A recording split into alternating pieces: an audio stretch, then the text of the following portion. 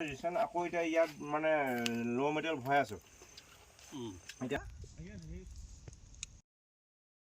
ঘৰ লগাও আপোনাৰ এই কি চালু ডকুমেণ্ট কি লাগে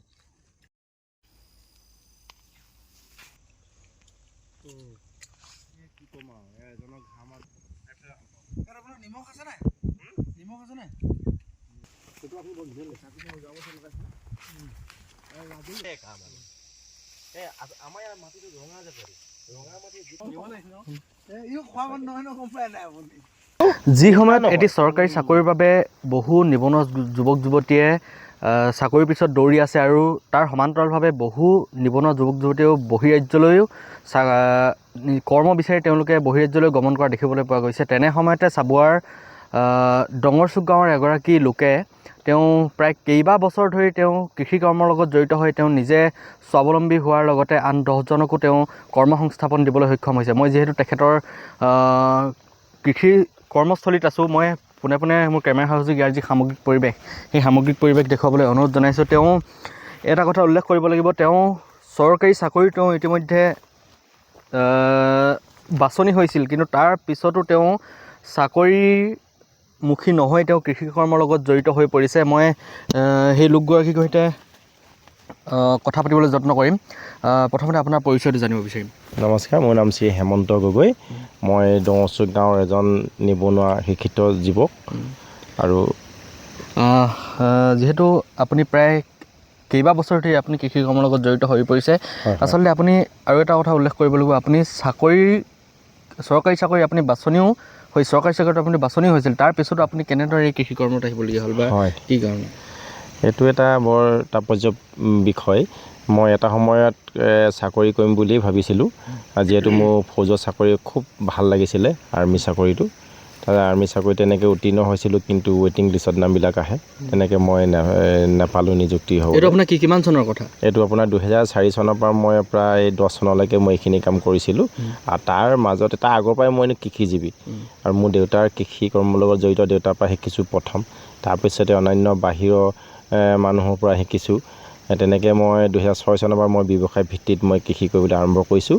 আৰু তাৰ মাজে মাজে মই মোৰ খেলা ধূলাৰ লগতে আৰু এই চৰকাৰী চাকৰি বিচাৰি আছিলোঁ। আৰু লাষ্ট মোৰ 2010 চনত মই চাকৰি বিচৰা কাম শেষ কৰিছোঁ। আৰু এটা সময়ত মই আছাম স্পেচিয়েল ৰিজাৰ্ভ ফ'ৰ্চত মই চাকৰিত আপোনাৰ পাইছিলোঁ, আৰু তাতে অকণমান খেলি মেলি হোৱাৰ বাবদ আৰু মই চাকৰিত মনোনিৱেশ এৰি পেলাই সম্পূৰ্ণ এতিয়া কৃষিজীৱিত মানে মোৰ নিজৰ জীৱন জীৱিকাৰ মই আৰম্ভ কৰি পৰিয়াল চলাই আছোঁ। খেলি মেলি মানে কেনেকুৱা ধৰণৰ খেলি মেলি মানে আপোনাৰ মই উত্তীৰ্ণ হ'লোঁ আছাম স্পেচিয়েল ৰিজাৰ্ভ ফ'ৰ্চত। তাতে মোৰ নামৰ এগেইনষ্টত মোৰ কলিং লেটাৰ নাম্বাৰটো আপোনাৰ ৰিজাল্ট শ্বীটত ওলাইছে। আপোনাৰ ৰিজাল্ট শ্বীটটো আপোনালোকে গম পাইছেই, মই দিম আপোনালোকক। আৰু মোৰ নামটো এগেইনষ্টত বেলেগ মানুহৰ নাম।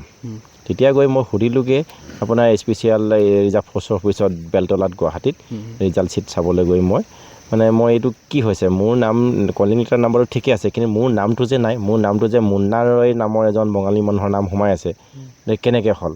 তেনেকৈ কওঁতে তেখেতলোকে সম্পূৰ্ণ কাগজ পত্ৰ নথি পত্ৰবিলাক লুকুৱাবলৈ চেষ্টা কৰিলে। আৰু মই DIGৰ ওচৰত গৈও মই সাক্ষাৎকাৰ কৰিছোঁ, DIGয়ে মোক ধমকি লগাইছে, এইটো বোলে আমাৰ মিষ্টেক হৈছে অকণমান, আপোনাৰ নহয় তেখেতৰে হয় বোলে। তেনেকৈ মই অকণমান তেখেতলোকৰ বাদ বিতণ্ডাও লাগিলোঁ। লগা পাছত মোৰ চাকৰিটো সম্পূৰ্ণ কৰিব নোৱাৰিলোঁ। তাৰপিছতে মই দেখিলোঁ যে এইখন লাগি থকাতকৈ, আৰু মই যিহেতু মই কৃষিজীৱী হৈয়ে আছোঁ, আৰু মই কৃষিটোকে মই অলপ আধুনিক টেকন'লজি লগাই চলিব পৰাকৈ ভালকৈ কৰোঁ বুলি মই কৃষি ভিত্তিত কাম কৰিবলৈ আৰম্ভ কৰিলোঁ। তাৰপিছত আপুনি চৰকাৰী চাকৰি এপ্লাই কৰিছিলে? তাৰপিছত নাই, তাৰ পৰা সেই দিনৰ পৰা নাই, আজিলৈকে নাই। আৰু মই এতিয়া নিজেই স্বাৱলম্বী হোৱাৰ লগতে আনকো মই পোহপাল দিবলৈ সক্ষম হৈছোঁ, আৰু ভাল লাগিছে। আৰু কিছুমানে মই এৱাৰ্ড পাইছোঁ, সন্মানো পাইছোঁ, তেনেকুৱা। বৰ্তমান আপুনি কি খেতি কৰি আছে বা কেনেকুৱা প্ৰক্ৰিয়াৰে আপুনি খেতিটো? বৰ্তমান মোৰ পাচলি খেতিটো মোৰ আছেই, লগতে নতুনকৈ মই আপোনাৰ এই বগৰী লগাইছোঁ। বগৰী আপোনাৰ দুবিধ বগৰী, যিটো বজাৰত চাহিদা বেছি, ৰঙা কাশ্মীৰী আপেল বগৰী আৰু আপোনাৰ বল সুন্দৰী আপেল বগৰী, এই দুটা বজাৰত চাহিদাৰ বেছি, গ্ৰাহকৰ চাহিদাটো বেছি। ইয়াৰ মূল্যও বেছি, সেই গতিকে এই দুটা জাত লগাই মই ভাল পাইছোঁ।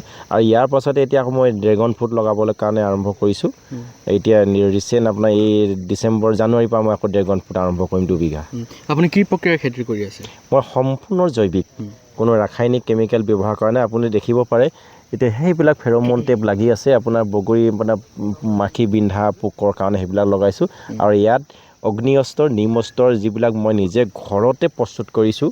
আৰু মই বজাৰৰ পৰা কেতিয়াবা নিম অইল দৰকাৰ হ'লে কিনো, নিজে বনাব নোৱাৰিলে তেনেকুৱা। বৰ্তমান যিহেতু বহু নিবনুৱা যুৱক যুৱতীয়ে তেওঁলোকে কেৱল চাকৰিমুখী হৈ থাকে, আৰু তাৰ সমান্তৰালকৈ বহু নিবনুৱা যুৱক যুৱতীয়ে তেওঁলোকে বহিৰাজ্যলৈ গমন কৰা দেখা পোৱা যায়। সেইসকলক কি আহ্বান জনাব আপোনাৰ? মই তেখেতলোকক প্ৰথমেই মানে কওঁ যে তেখেতলোকৰ যদি মাটি আছে, কৃষি মানে কামটোত যদি তেখেতে মনোনিৱেশ কৰে, কৃষিটো আটাইতকৈ মানে নিবনুৱা সংস্থাপনৰ কাৰণে এটা ধুনীয়া কাম। লোকৰ তলত থাকিবলৈ কাৰণে নিজ স্বাধীন হিচাপে তেখেতে কাম কৰিব পাৰে। আমি দেশত 2জন মানুহেই আমি বেছিকৈ চিনি পাওঁ, সন্মান পায়, জয় জৱান জয় কিষাণ। এই 2জন মানুহৰ সমাদৰ আছে পৃথিৱীত। বাকীসকল মানুহ আমি বৰ বিশেষ, তাৰ পাছতে আমাৰ শিক্ষকসকল। আৰু আমি কৃষি কৰি আমি নিজে স্বাৱলম্বী হোৱা এটা উপায় আছে, যদি আমাৰ মাটি বাৰী থাকে। মানে আপুনি পূৰ্বৰ পৰা আপুনি জয় জৱান জয় কিষাণ সেই শ্লোগানটিক লৈ কিনে আগবাঢ়ি গৈ আছে? এইটো মানে মোৰ মানে অন্তৰত সোমাই। মই এতিয়া স্কুল কলেজত মই এতিয়া কিছুমান কৃষিৰ ওপৰত মানে মোৰ 2 এষাৰ ক'বলৈ মাতে। মই দিনৰ স্কুলত গৈছোঁ, তেনেকৈ আৰু বহুত মানে হাই ছেকেণ্ডেৰী স্কুলত গৈছোঁ।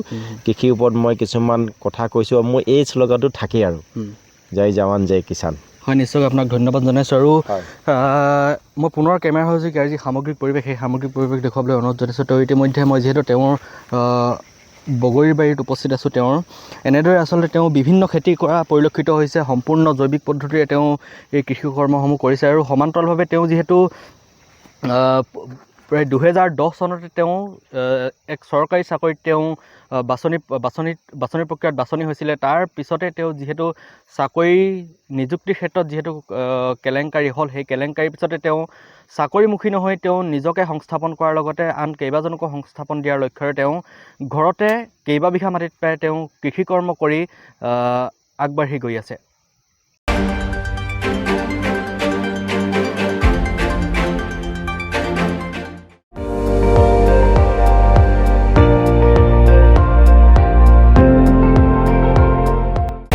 আপুনি চাই আছে ND24, সৰ্বশ্ৰেষ্ঠ নহয়, সৰ্বোত্তমৰ দৌৰ।